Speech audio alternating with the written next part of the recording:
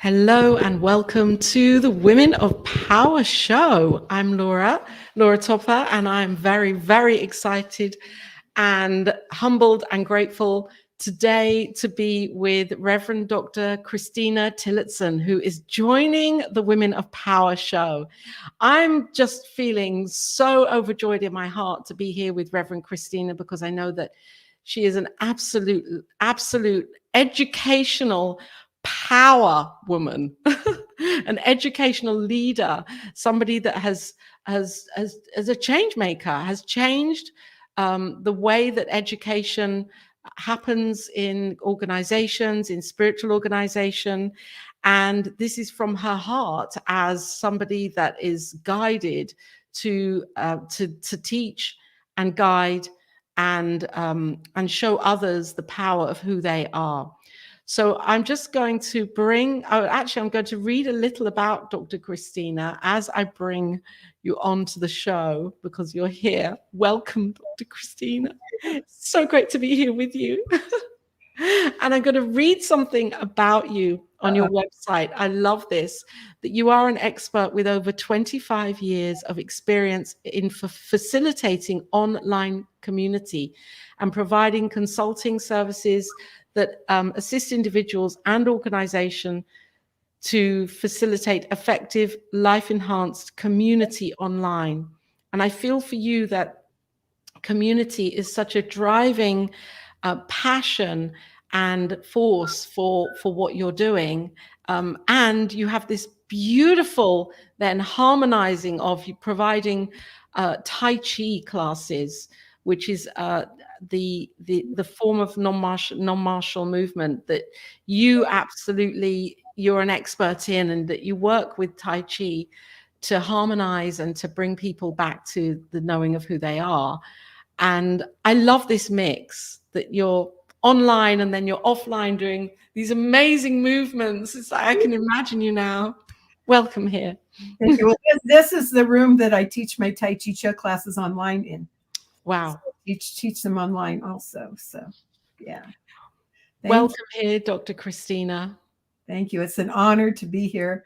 Reverend Laura, thank you so much for inviting me. I'm just tickled pink.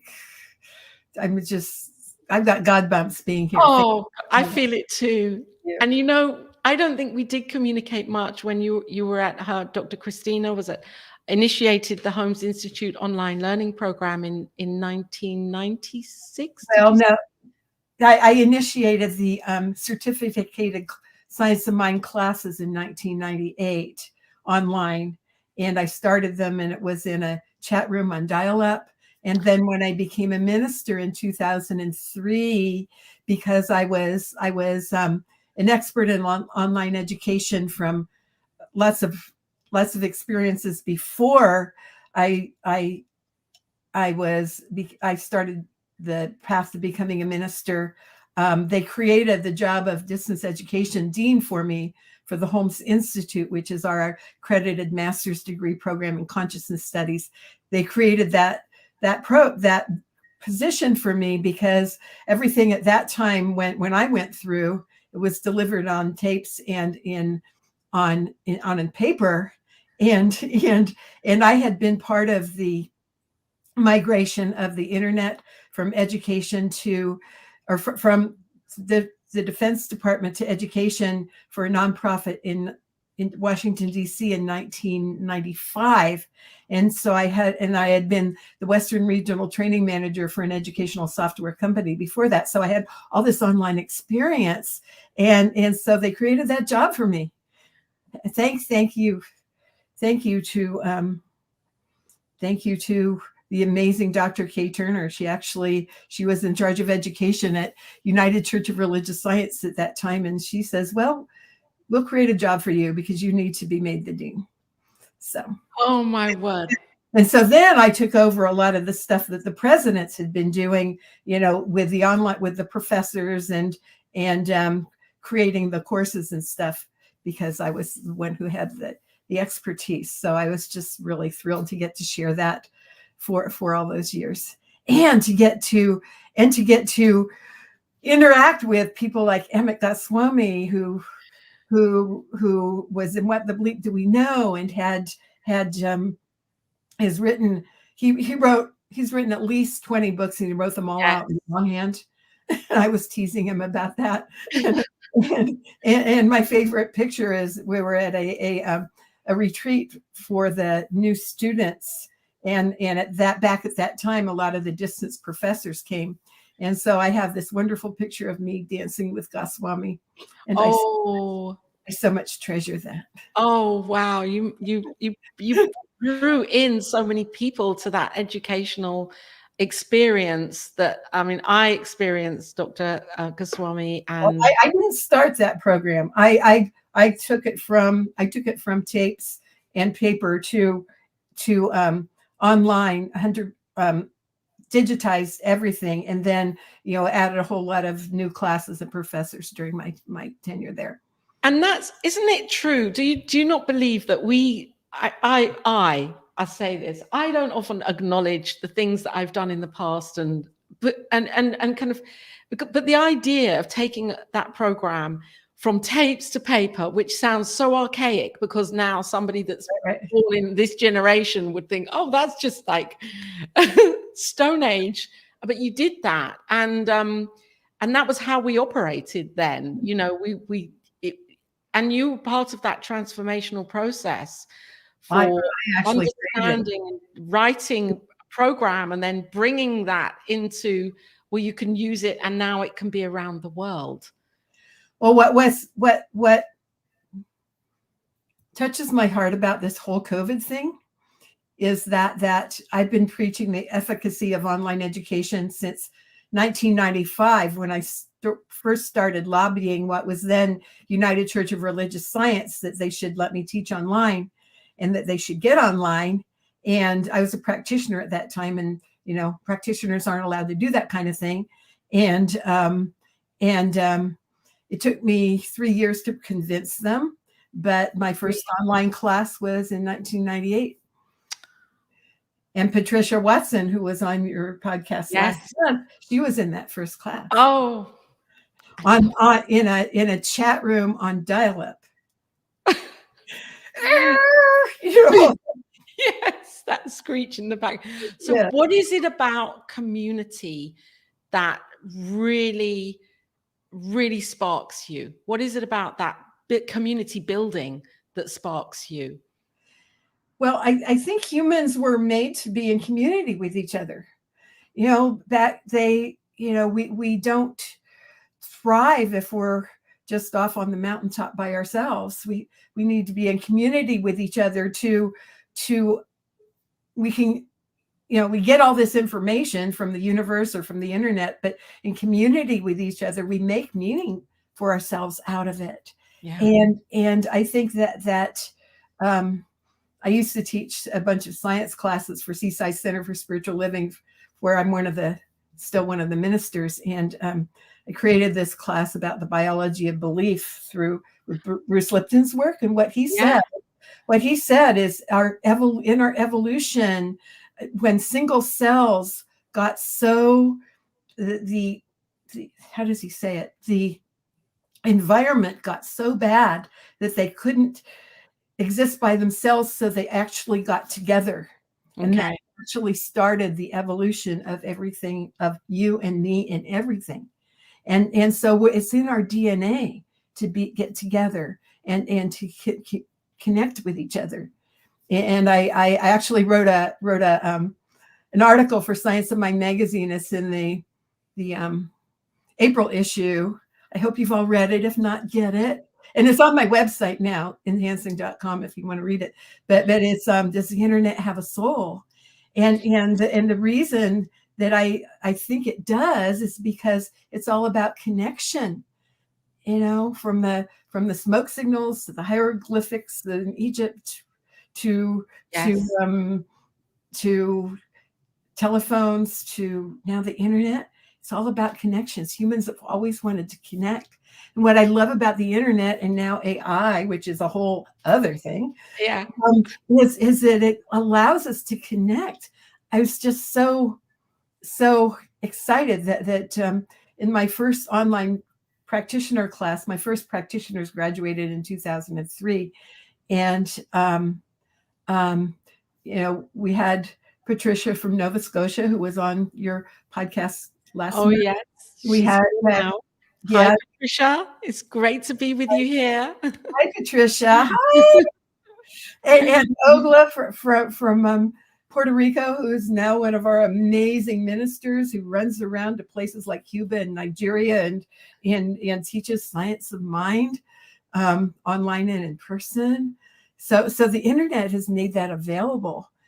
So I'm very excited about that. And it's all about community and it's all about energy. And in the article that I wrote for Science of Mind in the June issue, which I hope you've all read, if not, I'm going to get on my website today. Where is it on your website? It'll under words that transform. Okay. My website. It'll be there today once I get it on there. I wasn't allowed to put it on last month because it was a June issue and copyright issues. But Holly, our wonderful Science of Mind magazine editor, says, yeah, you can put it on in July. So anyway, so it's about. There you go. There you go. Awesome.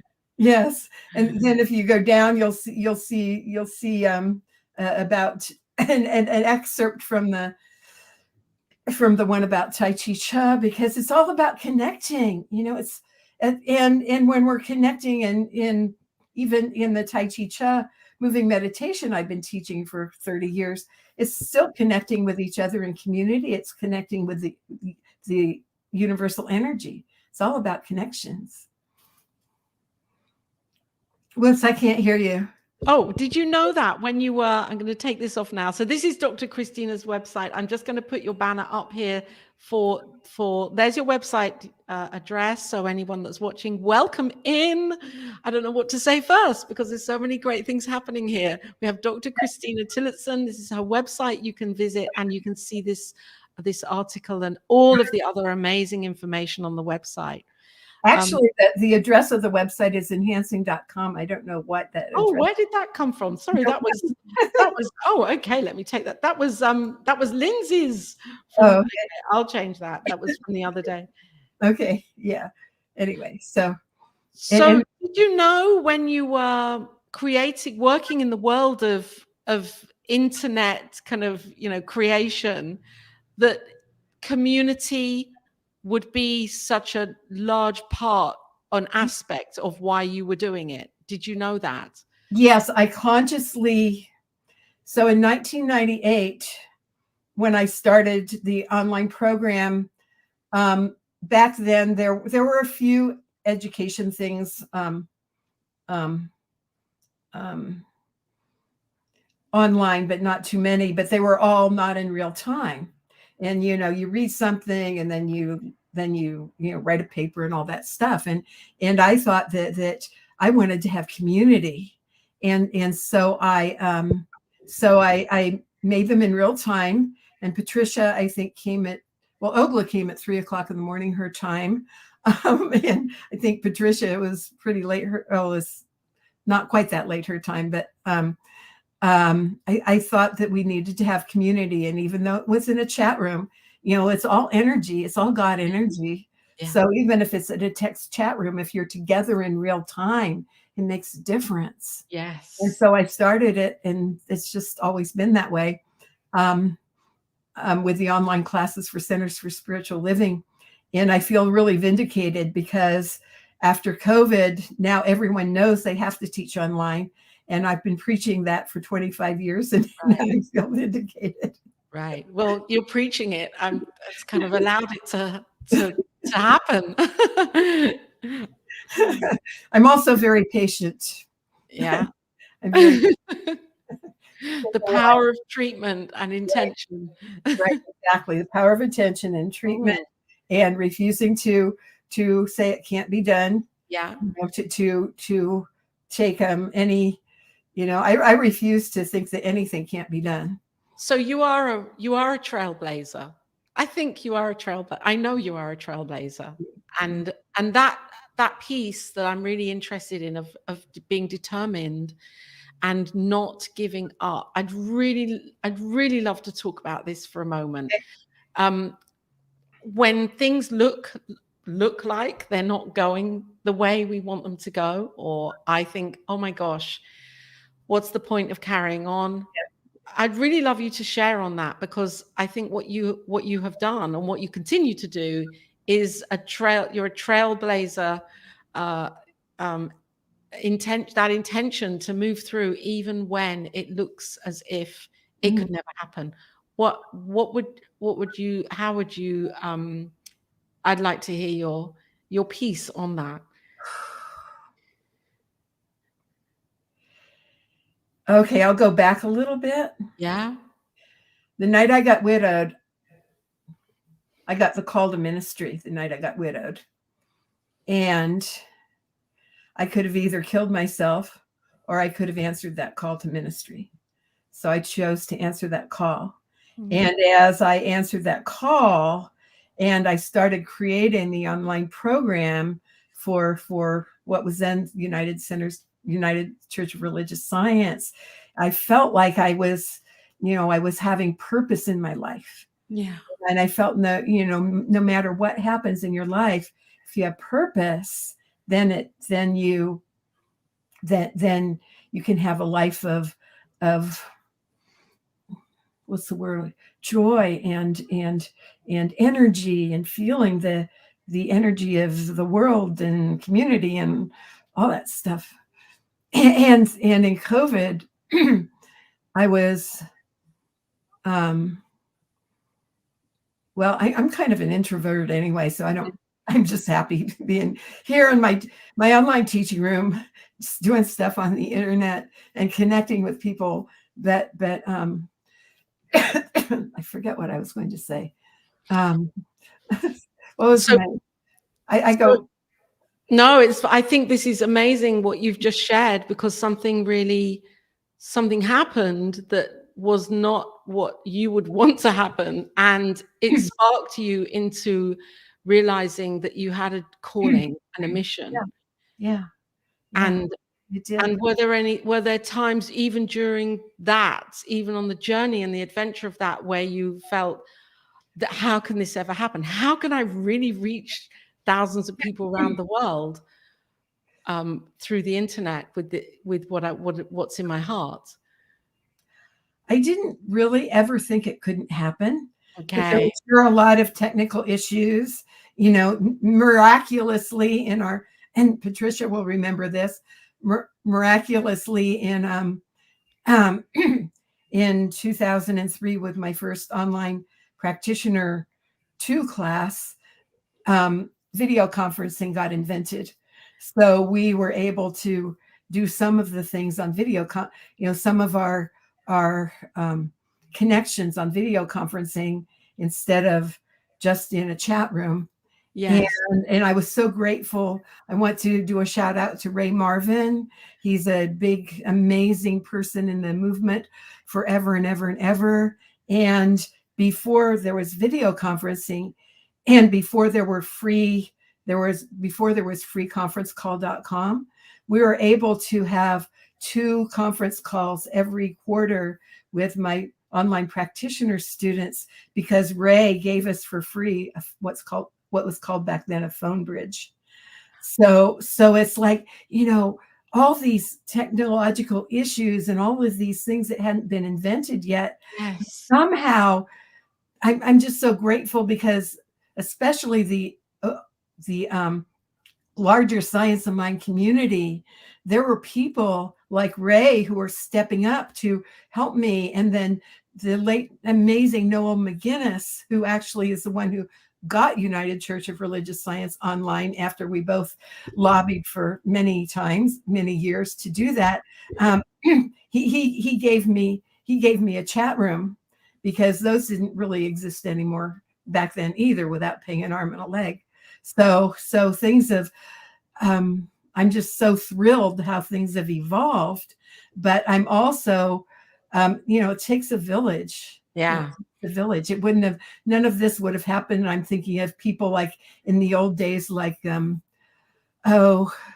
Chris Collins, who was at at home office at the time. And if you're watching and I leave out your name, please forgive me. But there were just a lot of people who didn't even know anything about technology, but they saw the vision, and they Yeah. supported me in mentally supported me, consciously supported me in that. So I knew, even though I was doing all the techie stuff myself, but and everything I know, I taught myself. Everything I know, I taught myself. But but it wouldn't have happened without a village.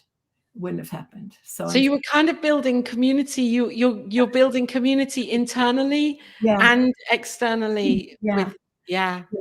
Well, it helps it helps that I went to Asilomar, our religious science retreat for 31 years, and that's how I met all those people. Wow. And so every time I went to their convention, I'd take my little point paper slides and say, we should do this, we should do this, we should do this, we should do this. And so eventually, You did it. well, I didn't do it, but a lot of people got on board and supported it. So I'm just so grateful.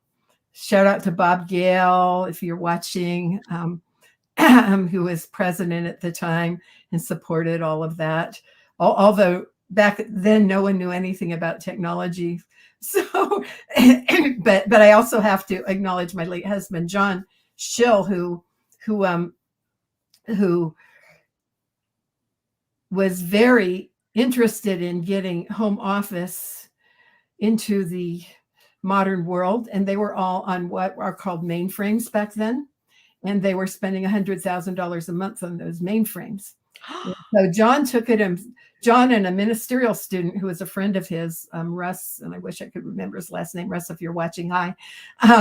They went up from San Diego to home office in Los Angeles once a month to try to persuade everybody to get off of those big mainframes and to get onto personal computers, because it would be a lot cheaper.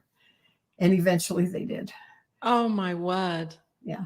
This is amazing. And I really admire your insight and your perseverance to keep going with a dream that's in your heart. And I know that for people that are watching here, for me, I think it's a universal kind of idea that it could be easy to give up when we have a dream in our hearts. It could be easy just to take the seemingly, to stop, take the easy way and not keep going.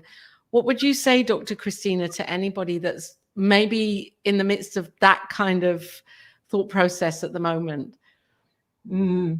I can't tell you how many times I wanted to give up. And I can't tell you how many times I wanted to leave the Holmes Institute, because there were so many challenges, especially through 3 reaccreditations. I didn't want to be the reaccreditation person, but it kind of fell to me because that's how it was. So, but now, thanks to Cece Coltrane, who's now the president of the Holmes Institute, it's all a piece of cake. Well, it's not a piece of cake, but she's got it organized now. But when I felt like giving up, which was a lot, I would do my Tai Chi Chih practice, which is a big part of my spiritual, my daily spiritual practices. And I would meditate, and then I would journal, and I would yell and scream, and I would do, I learned a thing from Dr. John Gray called the feeling letter. And it's actually in my book, and it's in all the classes I teach. I actually use that because it's a way of dealing with all of your anger, your sadness, your fear, and regret. And then you write it all down, and then you write a letter back to the person that you are at. Then you have a letter sent from them about what you wanted to feel, what you wanted to hear. Then you do a forgiveness letter. Wow. And I was one of his Mars. Well, that's a whole other career. I was one of his Mars Venus facilitators for about 10 years. But I use a lot of that stuff, but it's, using those tools, and it's okay to be upset and yell and hit your pillow and all that stuff, and then come out the other side. And I can't tell you how many times I wanted to quit. and how many times I didn't want to do it. But I guess that's partly in my, I don't believe in astrology, but I am a Taurus, and Okay, yes.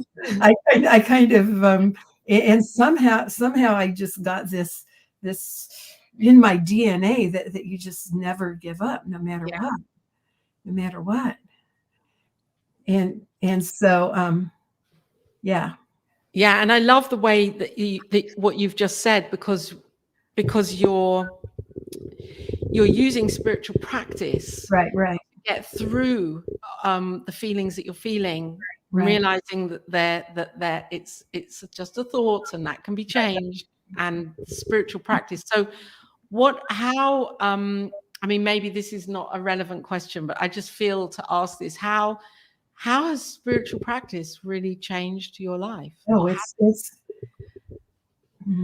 yeah. okay. Before I found Science of Mind, I was divorced, I was broke, and I was wasn't very healthy. So I learned all of these spiritual practices that I now do pretty much every day. I do my T'ai Chi Chih every day. It's a moving meditation. I meditate. I'm kind of fidgety. You might notice. So sometimes I'm the same. I've I have to always be moving. had And Tai Chi Chih is a moving meditation, and then I'll sit down and meditate. But journaling is something that, of course, we teach. And now that I'm writing this book, I'm following Julia Cameron's thing called Morning Pages. So you write all this stuff every morning, and sometimes I don't get it done in the morning, but it's sometimes later. But it's it's very powerful journaling, and then having gratitude for every little thing. Yeah.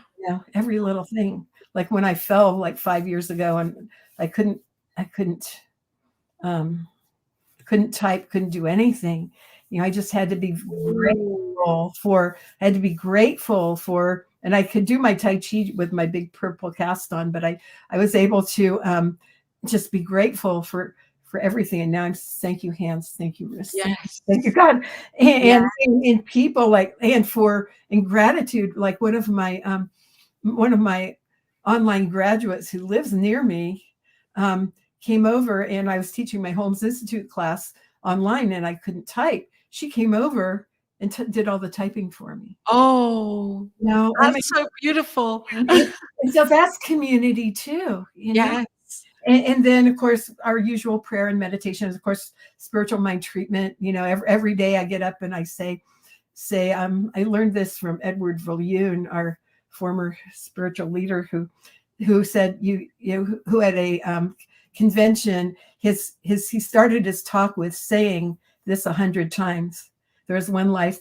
That life is God's life. That life is perfect. That life is my life now. He said it 100 times before he even started his talk. Yeah. So now I do that every morning and every night. And I have some reading that most people do in the morning, but I do it at night before I go to bed. Spiritual reading. I read the meditation from the Science of Mind magazine. I read our principles. Our principles every night. I read a thing from Troward about I should tell you what page, but of his Edinburgh lectures. I read it every night before I go to bed. And I read one of the meditations from Ernest Holmes. In the back of the book, he has all these meditations. I read one of those. But that's those are my spiritual practices, and that helps me go through all this craziness. And sometimes I get so upset that it's, I don't even want to do them. Yeah. And sometimes I'll never skip Tai Chi Chih. I'll never skip my reading, but sometimes I'll be so upset I'll skip the other stuff. But it doesn't matter because it's all God. You've embodied it. Yeah. You've embodied it. And I love that you've said you do that at night, because I love nighttime spiritual practice. And I know it's very common to hear, oh, you do morning practice. I love what I do at nighttime because I'm going to sleep.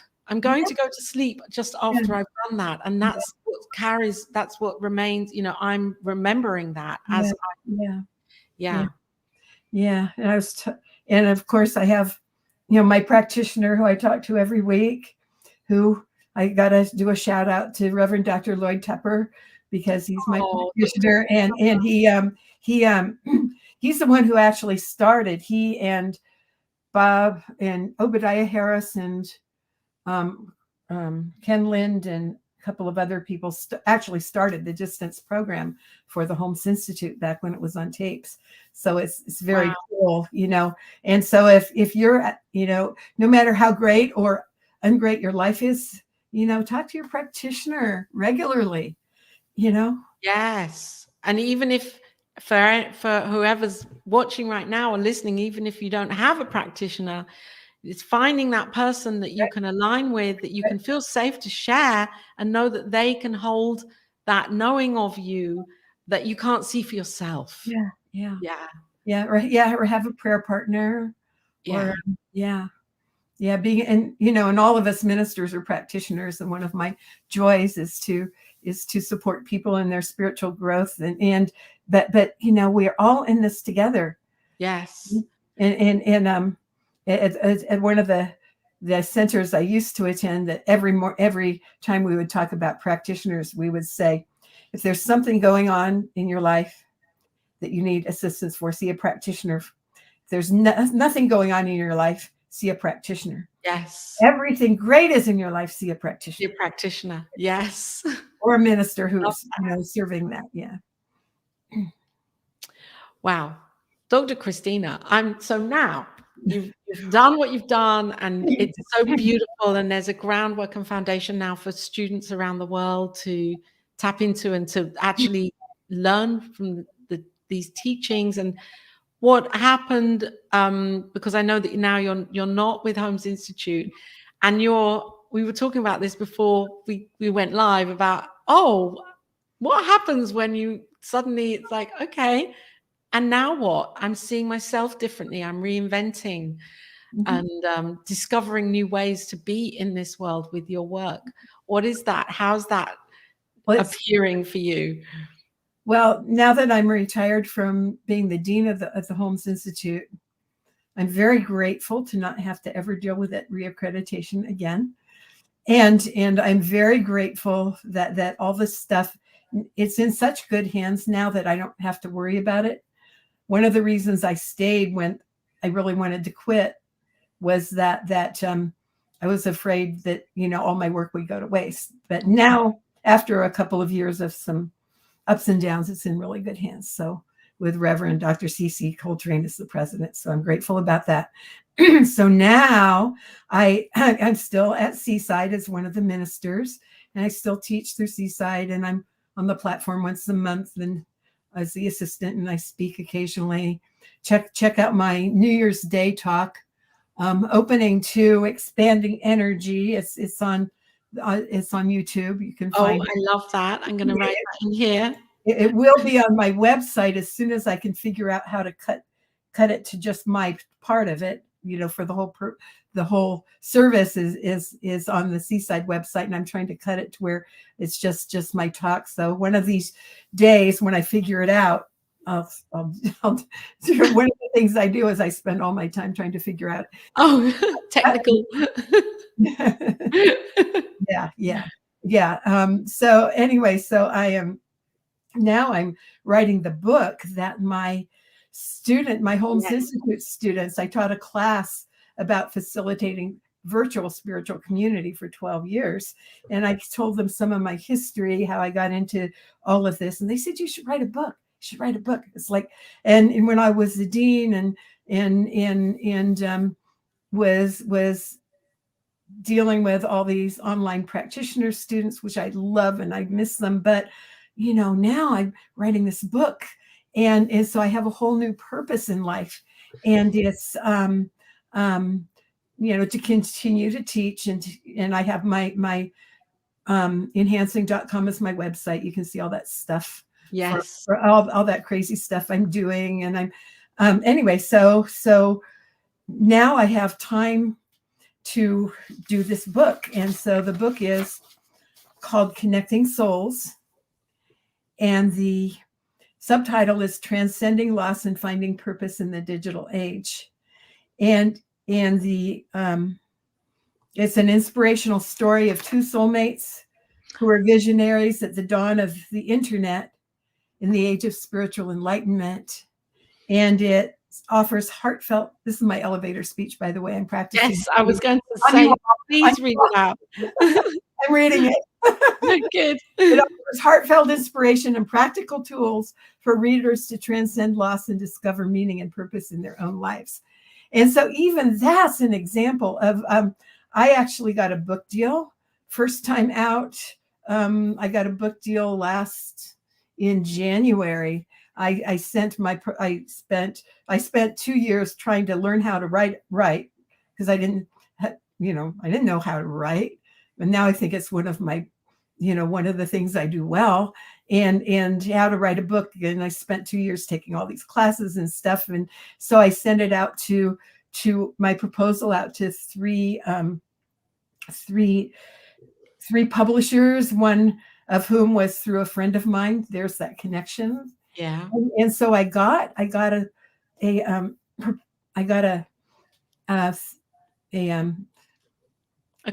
through that friend of mine. And so I was so excited. Wow, I got a contract, and they were in advance and everything. And then they weren't communicating with me very much, and I was getting really frustrated with them. And so then they sent me a thing that they wanted a whole different book than the one that they'd already paid me in advance for. So it was like, okay. Okay. It wasn't a cookbook, was it? Or that's the book that I'm writing right now. So what happened was we parted ways very, very happily, and they're open for me to write the book that they want, and I'm writing the book that I want. But what it did was it helped me change the whole focus of the book. It helped me change the name even changed. The original name was Discovering the Soul of the Internet. And so now with AI, that's old hat anyway. So now it's a whole new book, and I've got all these possibilities of bigger publishers that would want it. And so it's like, okay, so one door closes, and another one opens. Yes. And who knows? If there are any agents out there, I'm looking for one. Oh, and you know what? In the infinite potential of all possibilities, exactly, there may even be a new idea of how your book comes into being and reaches many, many, many, many, many people. Yeah. Because it feels to me as if your work has to reach many people, because that's what you planted that seed many years ago, and the book is another form of how that is showing up. And I've been thinking of legacy a lot too, because I mean, as I wrote in the letter well, actually, I did a video for one of the publishers. I sent it out to Hay House, and I said, at the age of 76, I can't teach everybody in the world, right? But I can get this book out, and this book, or maybe more books after that will serve people in transcending loss and finding purpose in their lives. That will serve people in their spiritual growth and in dealing with the slings and arrows of life, because life happens. Yes. Beautiful. So I'm excited for your book and the way that you're just shape-shifting and still continuing to teach the power of online, the power of community, the power of the virtual world. And so do you feel, during COVID, did you actually miss that physical connection with people? Or do you think you can get the same kind of connection online that you would in a room with somebody? Well, I've always preached that you can do it online. It's the same energy. It just feels different. But I've been preaching that for 25 years anyway. And yes, in person is wonderful. And it's all God. It's all energy. It doesn't Yes. matter how we're showing up. And look at this now, how I feel you Yeah, here in the UK. exactly. Yes. And even in the online classes that were in a chat room, we felt the energy. And then we did meet in person at the end of each year, and it was like we'd known each other our whole lives. And there's Wow. been and I actually I got my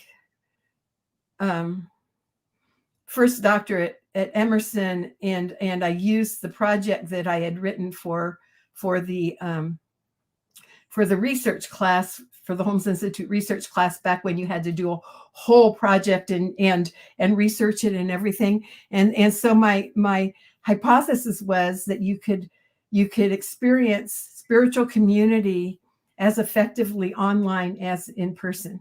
This is powerful. And so that was my whole thing. And then and I did it was just a very small sample, so it wouldn't, I would have to expand it if I were going to do it for like a PhD or something. But this pie chart came out the same. It was equal in person and equal online.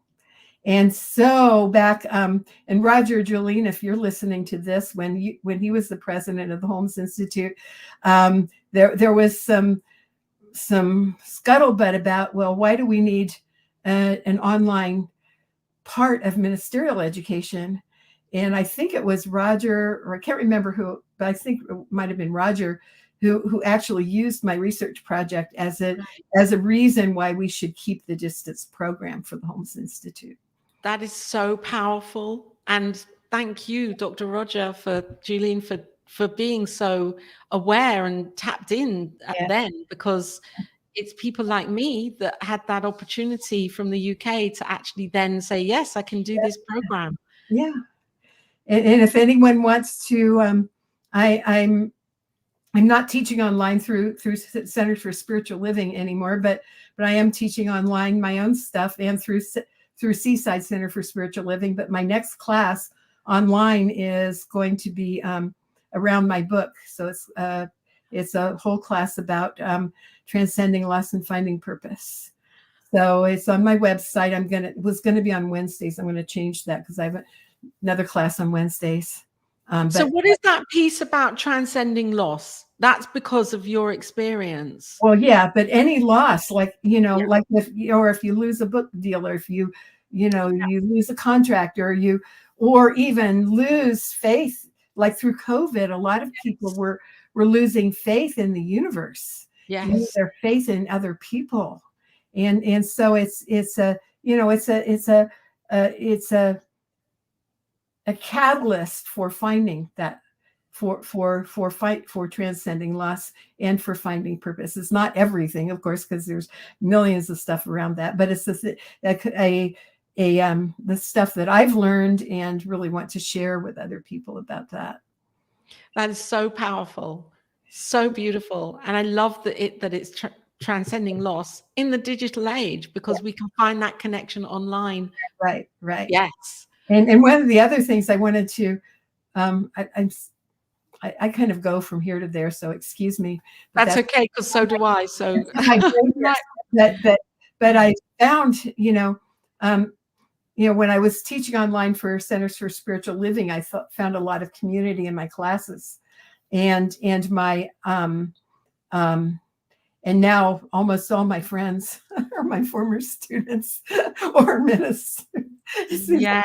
Best friends are my former students, but that's neither here nor there. But I found that I found all kinds of ways now to create community. I've got 3 book groups now. I've got 2 book groups and a mastermind group. There's and I found, and even during COVID, I never felt separated, because I'm really happy sitting here in my online teaching room doing stuff online, just as happy as I'm doing in person. And that's the other thing I wanted to say. One of my pieces of advice is never stop learning. Never stop learning. Yes. Well, I'm always teaching classes and taking classes. I'm in the middle of 3 classes right now. One of them is through our amazing Dr. Tom Stanner, who only has practitioners and ministers in that class on Wednesday nights. And then I'm taking classes, all kinds of technology classes and writing classes. And I just finished a class with the famous Julia Cameron. So yeah. And because of the internet, that's possible now. 25 years ago, I couldn't have done all that. But now everyone, well, of course you're teaching online, of course. Yes. And what's really interesting to me is some of these classes,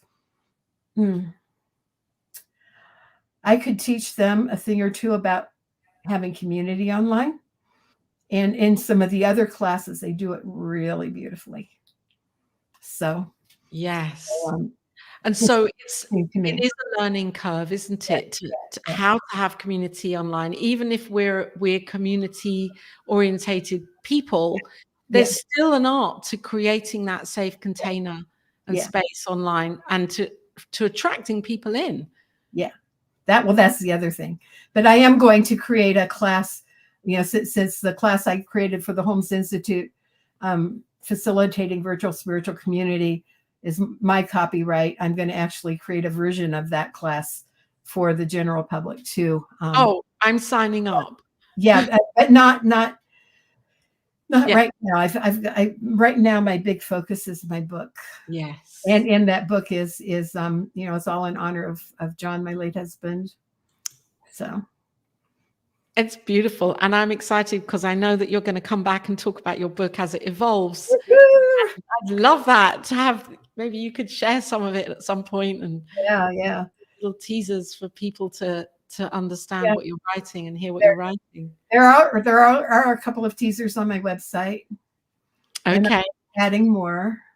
And now that I can't put whole chapters on the website because of publishing copyright issues. But Yes. I'll be putting excerpts on, and I will be blogging experts. Yes. My I'm really good at figuring out technology, but I mistakenly took down my blog the other day, and I can't figure it out. Oh. Okay. So anyway, and if there's anyone out there who knows about site engine optimization, please let me know. I will hire you. I've been creating websites since 1995. I created the first website for any religious science church for the center in Virginia when John and I were living there, because not that I knew how to do it, but I thought we needed to have an online presence.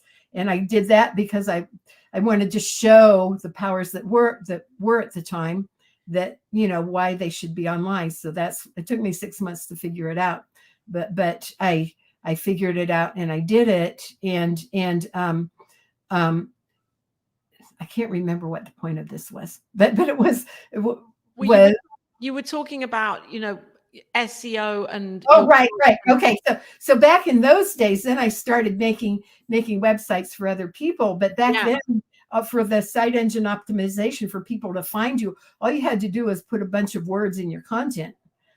And now you've got to do this whole SEO, all this other stuff through all kinds of different. And now even that's changing with Google. They're changing their SEO, aren't they? Yeah. And yeah. So if there's anyone out there who would like to help me, I would be very happy to hire you. Wow. I don't know. I have more questions and I'm aware of the time also. So I would like to invite you to share your superpowers. What are your superpowers, Dr. Christina? Okay. Well, you made me write these all down. So you didn't make me, but you inspired me to write these all down because I thought I would forget. So I think the teaching, whether it's in person or online, when I was a teenager, anything I knew how to do, I would teach. So I would teach ballet to the this neighborhood kids and charge them 25 cents. And I was like one step ahead of them. I would Yeah. teach piano, anything I knew I could teach. So I think like one of my superpowers is teaching. And then I've got a master's in education and 4 lifetime California teaching credentials. And I taught in the public schools, and then I taught for CSL. And I just, teaching is my thing. And I ran a public school, but that's a whole other Wow. story. But I think teaching and having one of my superpowers is a passion for life. I'm just passionate. Anything I'm not passionate about cooking, so I would never cook. I'm passionate, and my late husband did all that anyway. Now I fix food, but the things that I get interested in, I'm passionate about. Yeah. And so I think that's part of one of my superpowers, and having a positive attitude, everything, and that's because of Science of Mind. I didn't always have that. I was always like your quintessential victim, big time. And so I think again, learning, I'm really good at learning things and then synthesizing them and putting them into a context of something that I can use or that I can teach. I think that one of my superpowers is, as we've talked about before, tenacity and not taking no for an answer. Okay. And like when they said, well, you can't teach online and we shouldn't be online. No, can do that. And then after I started the online program, then they said, well, you can't teach practitioners online. And so 2 of my students, I think one of them was now the Reverend Ogla, went up to home office, and I think it was Reverend Ogla Silva and Reverend Kak Young. I think they went up to home office and said, this online program is so good, you should let her teach practitioners. So they did. Wow. Yeah. Wow. And so you never know what the universe is going to, come to make whatever it is to come into fruition. And I think, and then again, in teaching and learning, I'm really good at seeing connections between things. Connecting things that maybe, I don't know why that's just kind of in my DNA. I think my willingness to try new things and meet new people and go new places. This past year, I've been to Egypt and Paris and trying to learn new things. I'm trying to learn about Instagram now. I don't want to, but I am because of the book, but just trying new things and willing to keep trying things until it works. And I think that's, I was a special ed teacher and I ran a special ed school. And with special ed kids, you just keep trying until it works.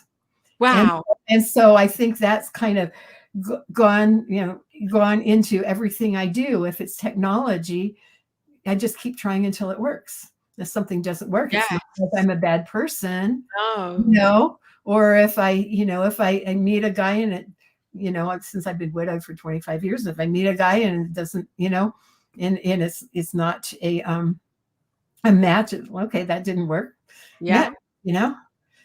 So I love that. That's like a real beginner's mind attitude. Yeah. There's always something it's an experience, and it doesn't mean it's mistake or it's wrong. Of course not. We can move on and find something else and have fun on the way. Right. And then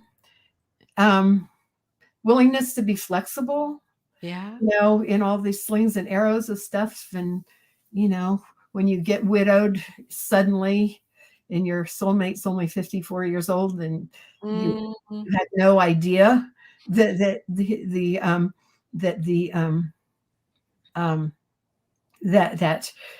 dehydration he was in the hospital for, it wasn't going to come out. Just willing to change direction willingness to change direction, Yeah. and willing to answer that call. It's I'm very proud of the first chapter of my book. It's all about that, and you'll see all of that. And I can't post the whole chapter on my website because of copyright issues for publishers, but we'll see. But and now I trust that now that I've learned all this stuff, maybe one of my superpowers is writing, or at least I'm learning, or maybe it's learning to write. Yes. Yes, I'm sure it is, because you've got a book coming out. And 2 articles in Science of Mind magazine. Yes. Oh, it's fantastic. I love all of your superpowers, and I'm sure there are many, many more that haven't, that you haven't written down there, but I feel there are many more. And the piece I love is the connecting piece, and that your ability to connect the dots. Yeah. Things. Yeah, I get that. It's beautiful. It's a wonderful thing, because I think that keeps us very open to meeting new people as well, and bringing people together. Yeah. It's fantastic. Dr. Christina, do you have anything that you'd like to share with anybody that's watching right now? We have a beautiful community here joining us. Welcome here to the Women of Power show today with Dr. Christina Tillotson, who is the superpower guest, talking about her journey and her adventure and her absolute, tenacity and wisdom to keep going, to bring online teaching into the kind of popular space of education, especially with Holmes Institute. And I just think it's so powerful what you are doing, and what the example that you're leading by, and your willingness to keep that idea going, and with your creativity and Tai Chi. Maybe you'd want to talk a little bit about Tai Chi for a couple of minutes or something before we... I'll do that for a minute. I just looked at the comments and I see, so it was Patricia and Kak Young who convinced Home Office that we should have Patricia Watson and Kak Young who convinced Home Office, Nirvana Gal at the time, that they should allow me to teach practitioner online. So thank you, Patricia. So Tai Chi Chih. Oh my goodness. I learned it's a moving meditation. It's all energy, whether it's the internet, it's Tai Chi Chih. It's just a way of moving that cosmic energy. It's non-martial movements for circulating the cosmic energy. And Justin Stone, who is the originator of Tai Chi Chih, who was a martial arts Tai Chi Chuan master, created this way of moving that energy so that you didn't have to do it perfectly to feel the energy.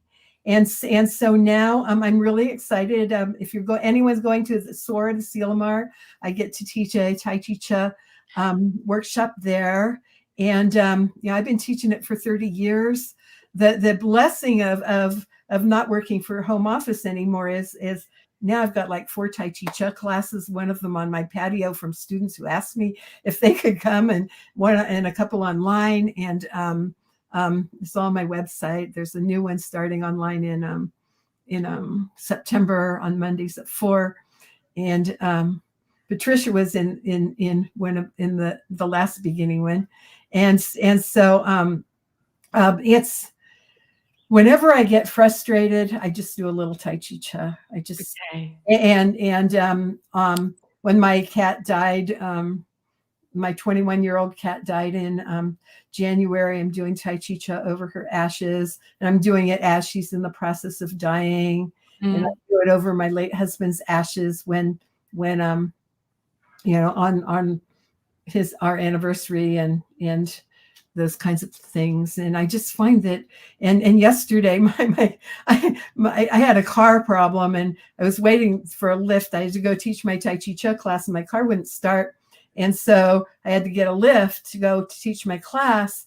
And so I was just doing my Tai Chi Chih while I was waiting for the lift, and then got to my new class at the senior center, where people were just, the room holds 20, and there were 27 students in there. I was like, oh my gosh, I'm so glad we get to do this Tai Chi Chih.